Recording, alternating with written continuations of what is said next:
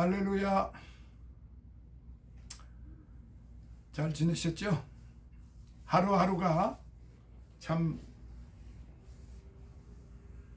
밤새 안녕이라고 하는 그 옛말이 있는데, 근래에 뭐 밤새 안녕 하는 일은, 그런 인사는 별로 안 하죠. 근데 요즘에는 밤새 안녕이 다시 시작 될 수도 있다고 봅니다. 이 코로나가 점점 확장 일로에 있어서 뭐 도시고 농촌이고 간에 안전한 곳이 지금 없이 되어버렸으니까 우리 모두가 서로 스스로 조심조심하는 수밖에 없다, 이렇게 생각이 됩니다.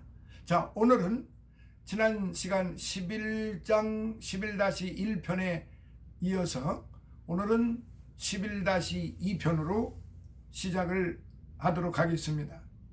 지난 시간에 예루살렘 멸망에 대한 예언의 말씀을 첫 번째로 드렸는데, 오늘은 두 번째로 메시아의 순환 사역에 대해서 이제 다시 말씀을 좀 드려보기로 하겠습니다.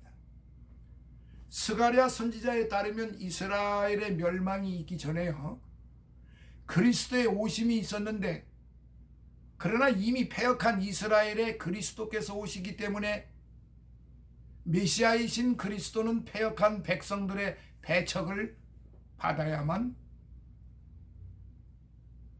하셨습니다. 영광스러운 왕이요 인류의 죄를 사하실 제사장으로 오신 그리스도께서 순환을 당하게 된 역사적 배경은 다음과 같아요. 곧 그리스도께서 길 잃은 양떼를 인도하시고 그들을 위해 목숨까지 바치는 참목자로 오셨지만, 요한복음 10장 11절 어리석은 백성들에 의해 순환을 당하게 되신 것입니다. 어리석은 백성들은 거짓 목자를 쫓음으로 스스로 하나님의 은총과 언약에서 끊어지고 하나님을 배역하는 단계에 이르러 있었습니다. 하나님의 은총에서 떨어져 비참한 처지에 있는 백성들을 거짓 목자들은 멸망의 구렁텅이로 인도한 거예요. 그리하여 어리석은 백성들은 참 목자가 왔을 때 그를 은 30에 팔아버렸어요. 12절. 뿐만 아니라 그리스도는 패역한 백성들에 의해 모진 수모를 겪었어요. 십자가에서 죽음을 맞이하여야 했습니다. AD 33년 마태복음 26장 14절로부터 27절 그리고 66절. 실로 그리스도의 순환은 인간의 어리석음에서 온 비극이요 부패한 인간의 돌이킬 수 없는 죄악의 결과였던 것입니다. 제가 말씀드릴 것이 많이 있지만은 본 프로그램 스가랴를 진행하기 위해서는 약하기로 하고, 자, 세 번째 말씀, 우매한 목자에 대한 심판 예언.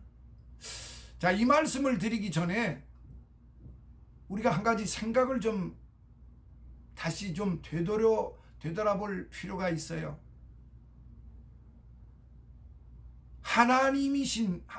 하나님의 본체이신 예수님이 이 땅에 오셨어요. 무엇 때문에 오셨나요? 바로 죄인들을 구원하시러.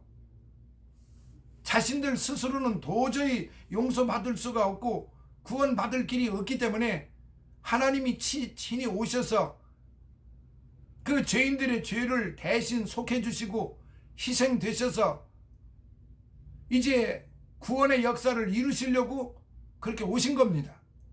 그런데 이 멍텅구리들이 자신들을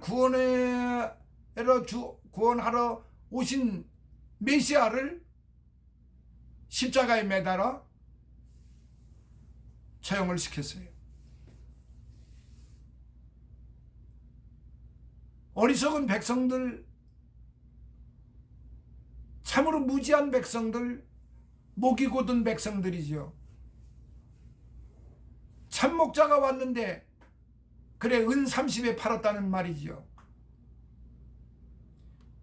가룟 유다가 팔았지만 사실 이걸 좀 넓은 의미에서 보면은 이스라엘이 팔은 거지.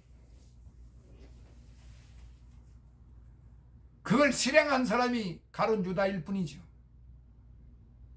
가룟 유다의 마음만 돈에 욕심이 있고 가룟 유다의 마음만 그리 악한 게 아니라 가룟 유다가 이스라엘의 마음을 대변한 거예요.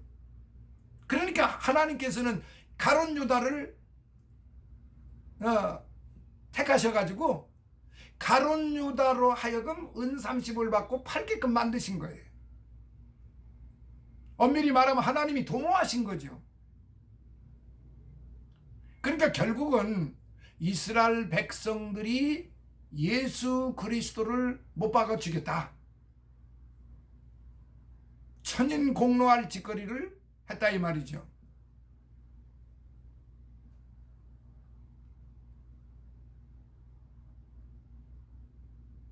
그리스도께서 길 잃은 양떼를 인도하시고 그들을 위해 목숨까지 바치시는 참 목자로 오셨다고 그랬어요. 오늘 현재도 똑같습니다. 이렇게 오신 예수님의 말씀을 어떻게 해야 되겠어요? 이유 불문하고 믿어야지요. 그러니까 예수님이 오셔서 어떤 조직신학을 가르치신 게 아니에요. 어떤 교단을 만드신 것도 아니에요. 무슨 연합회를 만드신 게 아니에요. 예수님이 오셔서 제자들에게 하신 말씀이, 그리고 모든 사람들에게 하신 말씀이 애통하는 자는 복이 있나니 천국이 저희 것임이라 서부터 해가지고 산상수훈을 가르치신 거예요. 그리고 너희는 먼저 그의 나라와 그의 의를 구하라. 너희는 이렇게 하라. 크고 첫째 되는 계명은 오직 살아계신 하나님을 사랑하고, 둘째는 네 이웃을 네 몸과 같이 사랑하라. 그리고 예수님의 아주 결정적인 그 말씀, 성경의 황금률이라고 그러지요. 마태복음 7장 12절의 말씀, 마태복음 7장 12절의 말씀 읽어보세요. 뭐라고 기록되어 있는가? 누구든지 대접을 받고자 하는 대로 남을 대접하라. 그러시면서 예수님이 결정적으로 하신 말씀이 바로 요한복음 3장 16절의 말씀, 하나님이 세상을 이처럼 사랑하사 독생자를 주셨으니 누구든지 저를 믿는 자마다 멸망치 않고 영생을 얻게 하려 하심이니라. 요한복음 6장 32절로부터 58절에 있는 말씀을 쭉 읽어보면은 나는 하늘에서 내려온 산 떡이다. 나는 생명의 떡이다. 이 떡을 먹는 자는 죽어도 살겠고 살아서 영원히 살리라. 요한복음 14장 쭉 보면은 나는 길이요 진리요 생명이니 누구든지 나로 말미암지 않고는 하늘나라에 갈 자가 없다.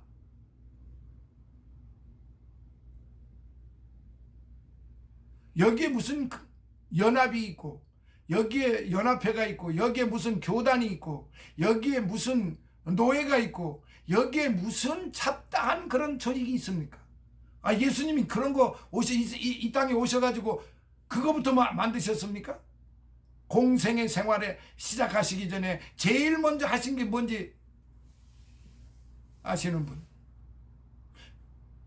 공생애, 그 목수 생활, 그 집안의 생활 하시는 거, 그 사적인 생활 말고 공생애라고 하는 건 하나님의 사역입니다.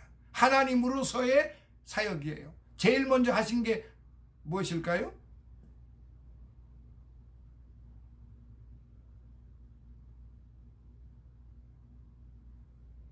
최소한 교회 집사님 이상 되시는 분들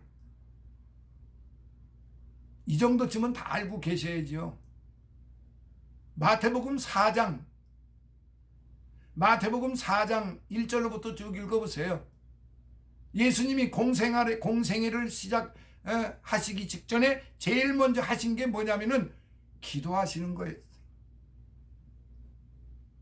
광야로 나가셔서 그것도 마귀에게 이끌려서, 왜 하필이면 하나님이 마귀에게 이끌리셨나 그렇게 생각하시겠지만, 그때는 사람의 몸을 입고 계셨기 때문에 우리와 똑같은 그런 성정을 가지고 또한 계셨다 이 말이죠. 그러니까 예수님은 하나님이시면서도 사람으로 오셨기 때문에 사람의 모양을 하시고 사람이 가지고 있는, 우리가 가지고 있는 성정을 똑같이 가지고 계셨다는 말입니다. 마귀에게 이끌려서 광야로 가셔서 뭘 하셨어요? 거기서 40일 동안을 금식 기도를 하셨어요. 공생애를 시작하시기 전에 바로 40일 동안 금식 기도를 하셨어요. 그때 그 40일이 무사하게 잘 끝나고 나니까 마귀가 와서 3가지 시험을 하지요. 첫 번째 시험이 뭔지요? 이 돌 가지고 떡을 만들어라. 돌 가지고 떡을 만들어라. 이건 무슨 시험이겠습니까? 이 먹는 시험 아닙니까? 그 40일 동안 금식을 하셨으니 사람의 육신으로서 얼마나 그게 고통스러운 일입니까? 이 겪어보지 않은 사람은 모르죠.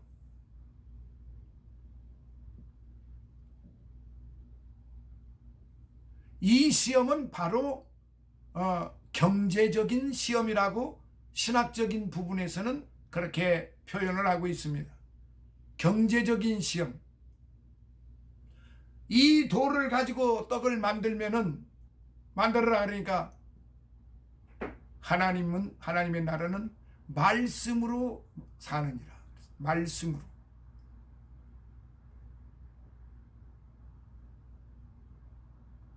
또 두 번째 시험을 높은 성벽 꼭대기에 올라가 가지고 여기서 뛰어내리라. 그러면 하나님께서 받아줄 것이다. 네가 하나님의 아들이라면.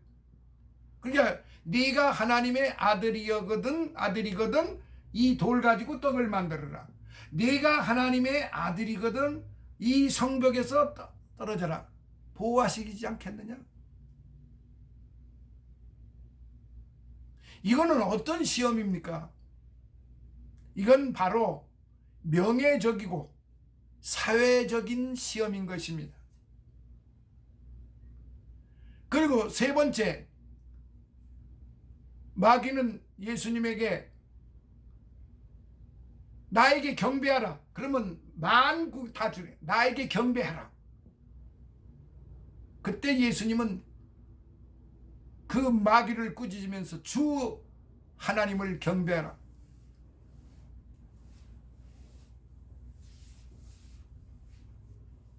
그러니까 마귀가 꼼짝을 못하고 물러갔다고 그랬습니다. 그러면 이 세 번째 시험은 무슨 시험입니까? 바로 종교적인 시험인 것입니다. 사랑하시는 성도 여러분,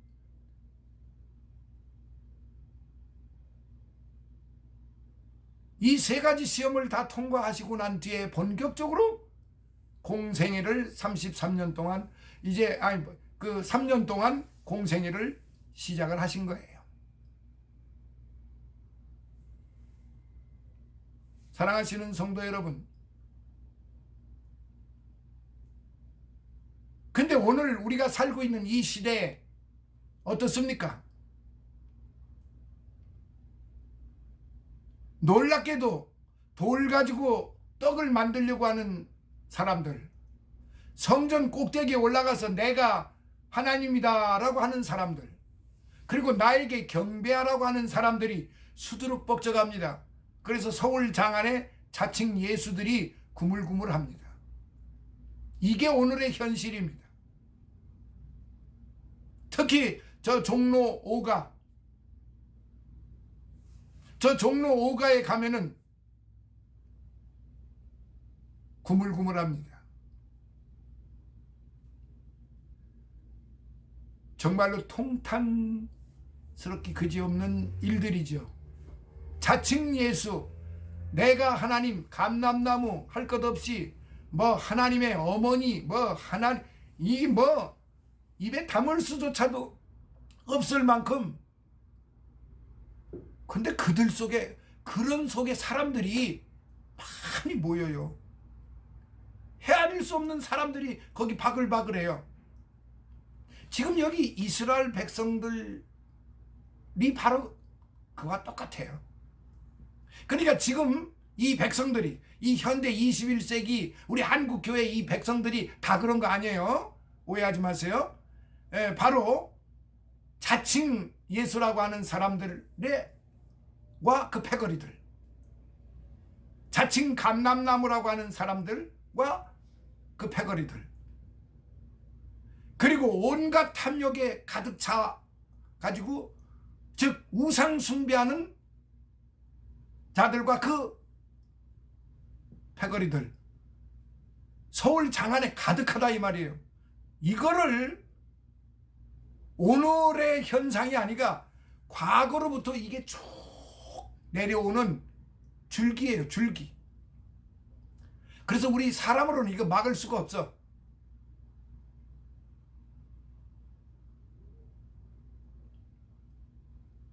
지금 스가랴에서 가르쳐주는 이 말씀이 오늘 우리가 살고 있는 이 현대 사회에서도 어떻게 일어날 것인가 하는 그런 예시적인 사건들이 무수하게 지금 이 스가랴 선지자를 통해서 전해지고 있다는 사실을 우리가 잊어서는 안 되는 것입니다.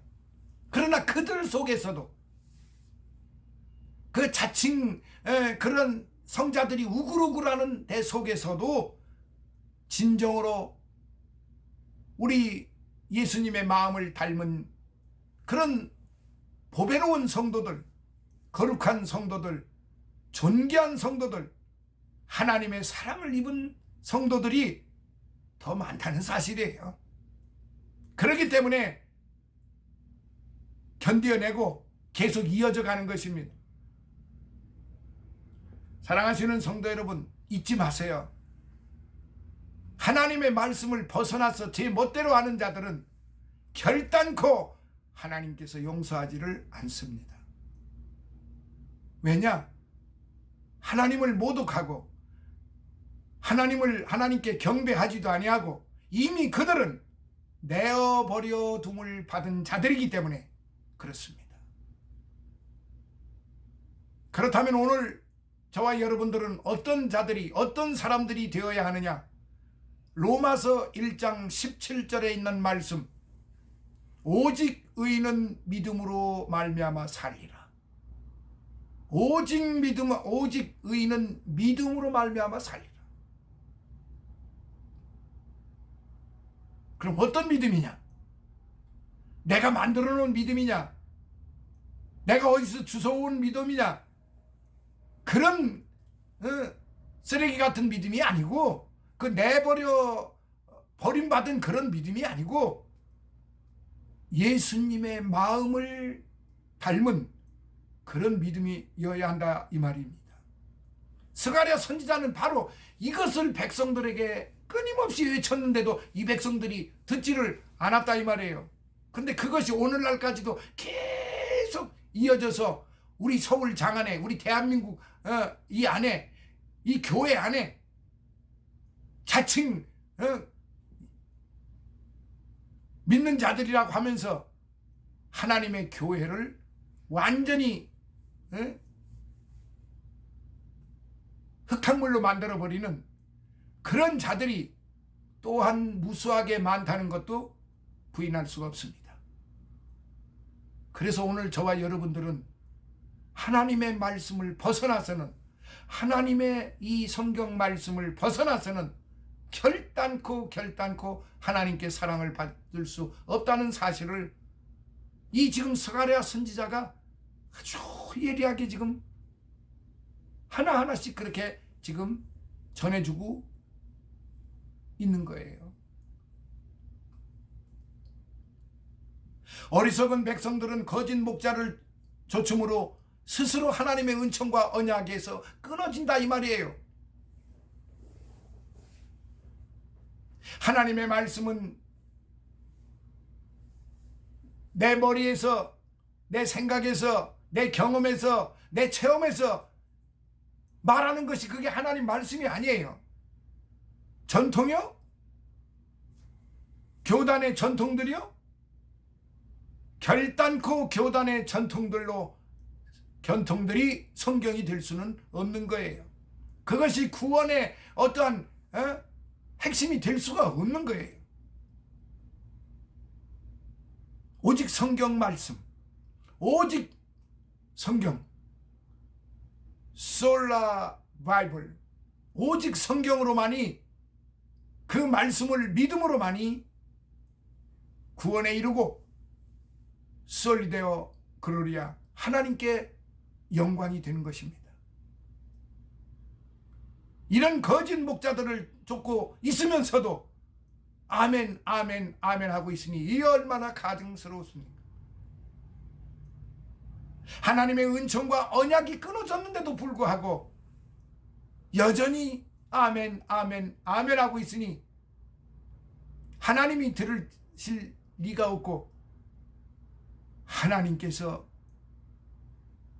이사야서 1장에서 말씀하신 것처럼 저들이 나와 아무 상관없는 짓거리들을 한다.